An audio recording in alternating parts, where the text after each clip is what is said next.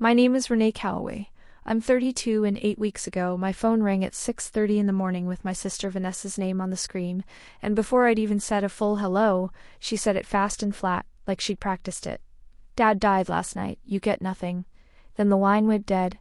I stood in my kitchen holding that phone with my hand shaking so hard I almost dropped it, and I turned around to sit down before my legs gave out, and my father was sitting 3 feet behind me at my kitchen table, in his robe, stirring sugar into his coffee, very much alive, looking up at me with the specific confusion of a man who has just watched his daughter go white as a sheet, for no reason he can see. I didn't understand, in that moment, whether I'd just witnessed the cruelest prank of my life, or the opening move of something much colder. It turned out to be the second one, and it took me almost 2 months of quiet, careful digging to understand exactly what my sister had already decided weeks before that call about what I was and wasn't entitled to, and how close she'd already come to making it true on paper before I ever found out. Welcome back to Sweet Payback Stories, where the quiet ones finally stop assuming the people closest to them are telling the truth. If a phone call has ever turned your whole morning upside down for reasons that made no sense yet, stay with me. Drop a comment and tell me where you're watching from, and subscribe because nothing about how this ends will surprise you the way the beginning did. Let me back up and tell you why my father was sitting in my kitchen that morning at all, and why the 6 words my sister said landed the way they did. My dad, Walt Calloway, is 68. My mother died 4 years ago, and since then he's lived alone in the house I grew up in, about 40 minutes from my sister Vanessa, and a 5-hour drive from me. Vanessa has always been the daughter who stayed close. She checks on him, handles his doctor's appointments, calls him most days. I'm the daughter who moved for work, who calls on Sundays, who flies in for holidays, and feels a specific familiar guilt every time I board a return flight. That imbalance has been the quiet architecture of our family for years, unspoken but understood. Vanessa carries the daily weight, and I carry the distance, and neither of us has ever fully said out loud what that arrangement costs each of us.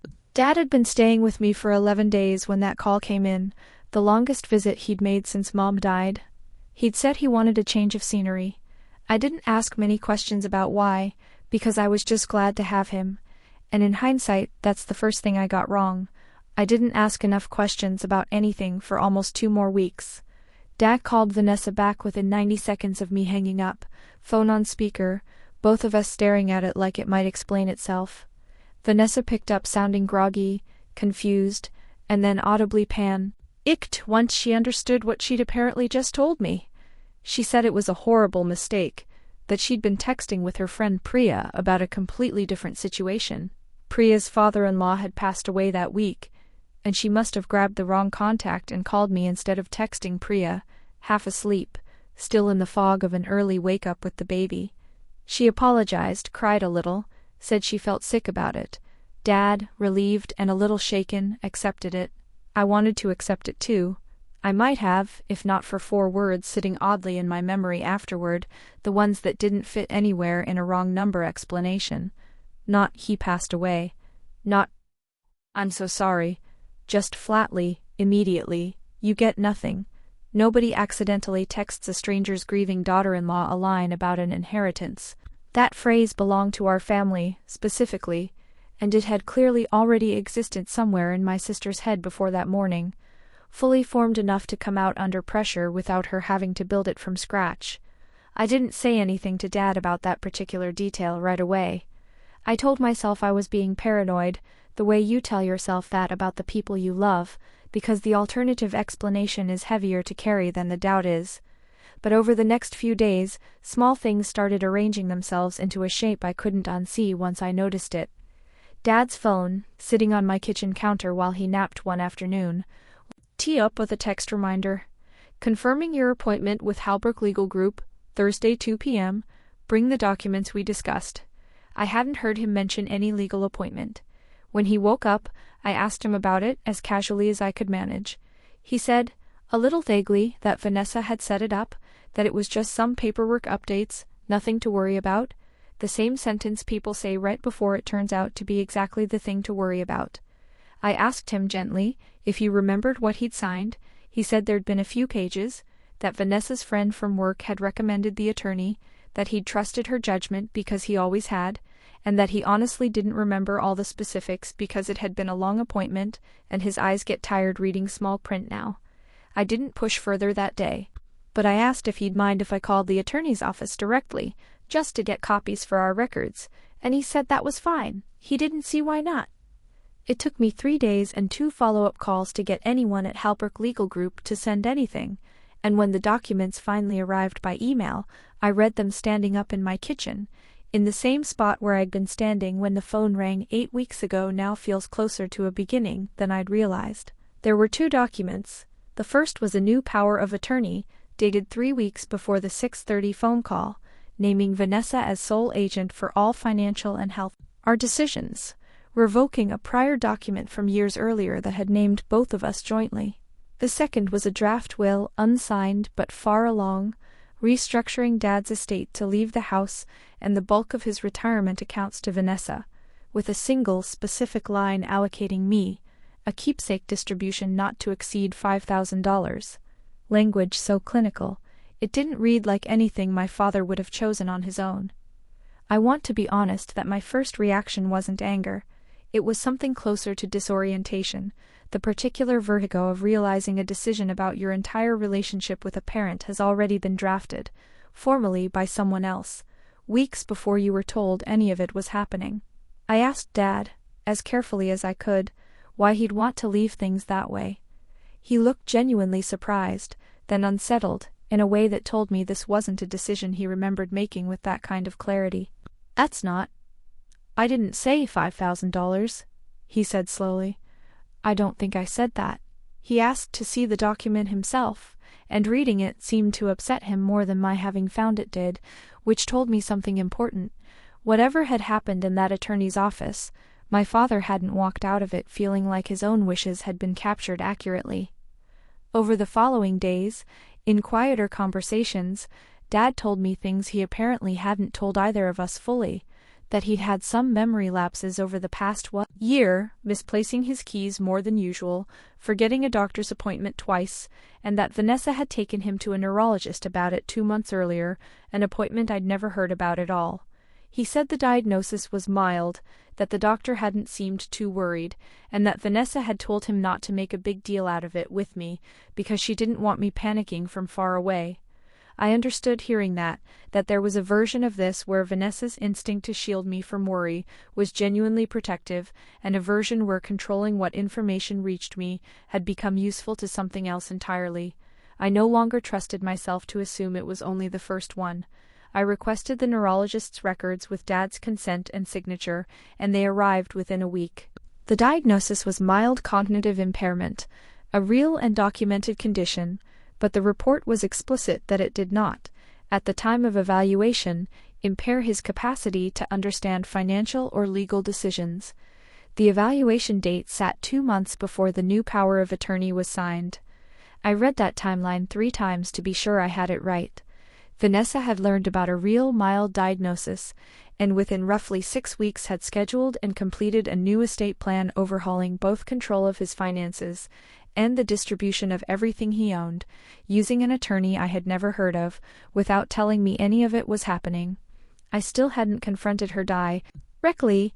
I wanted to understand the whole shape of it first, because I'd learned from watching other people's family stories play out that confronting someone with half the picture just teaches them what to hide better. What finally cracked the last piece open wasn't something I went looking for. Dad handed me his phone one evening, asking me to help him find a photo of my mother he wanted to show me, and a text notification slid down across the top of the screen from a contact saved as Priya, legal friend. I hadn't clocked the name before. I clocked it now. I asked Dad, carefully, if I could look at that thread, telling him honestly why. He said yes, looking suddenly tired in a way that told me some part of him had already sensed where this was heading.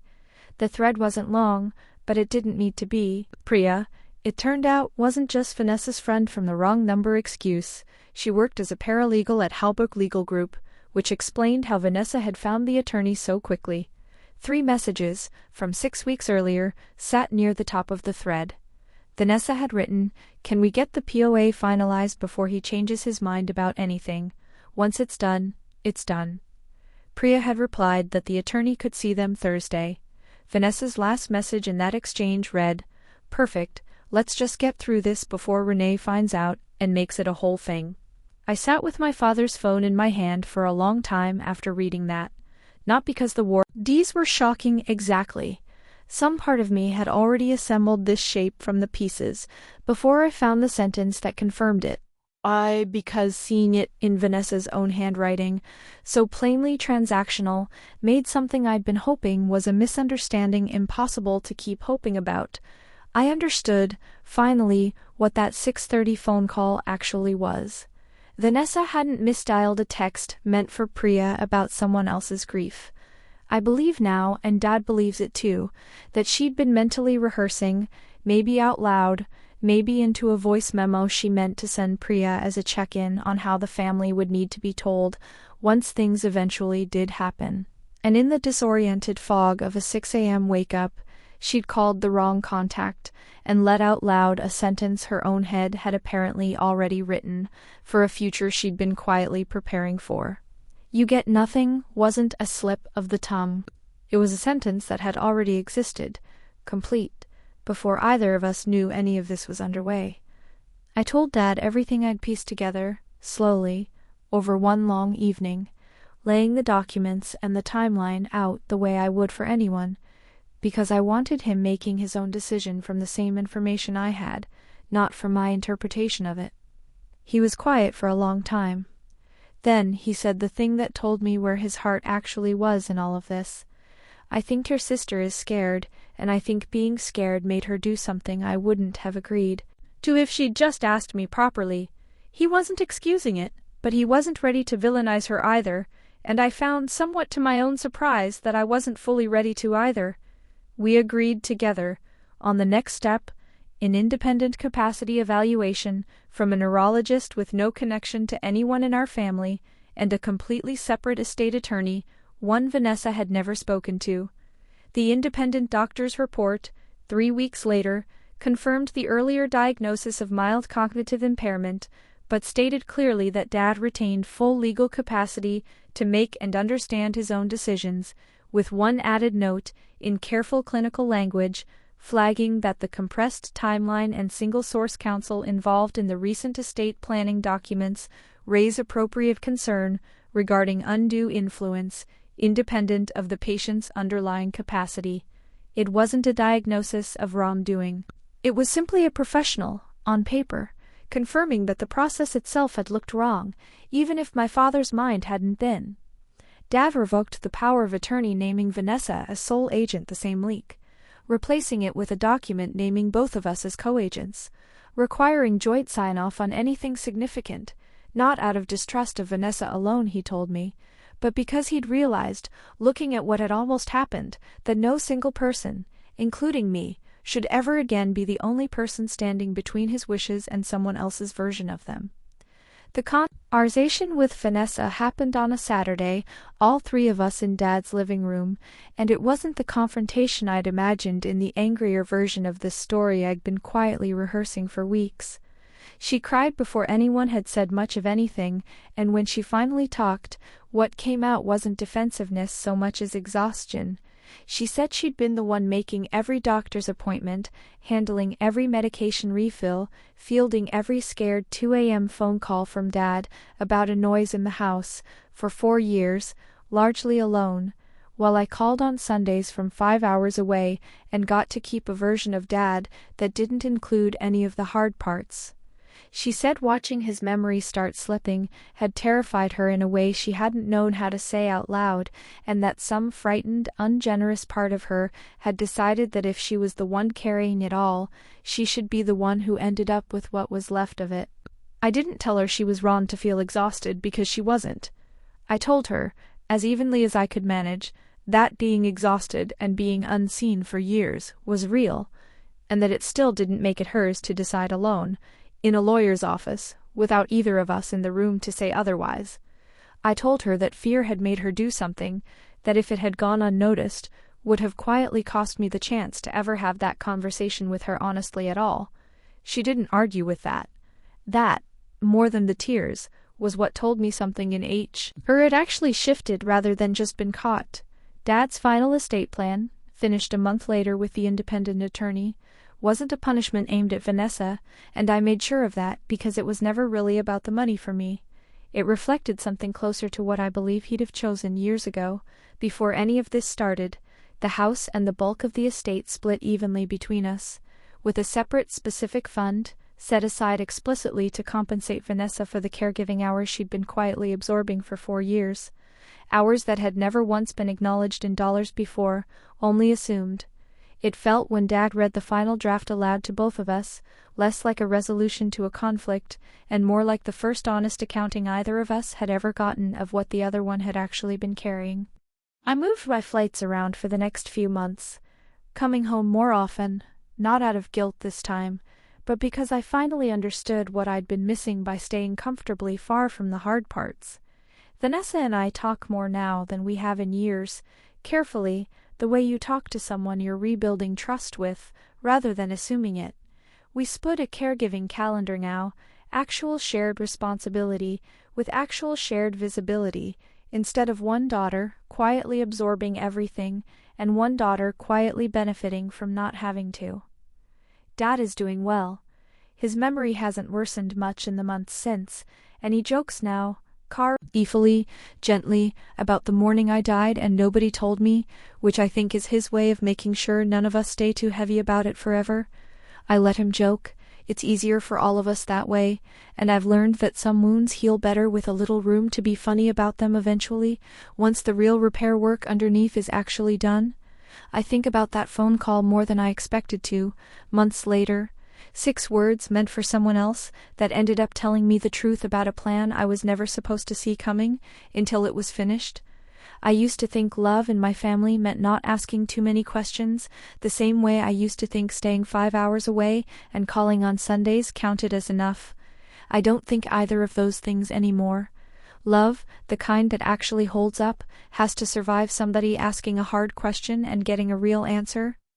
And if it can't, it was never as solid as the easy Sundays made it look.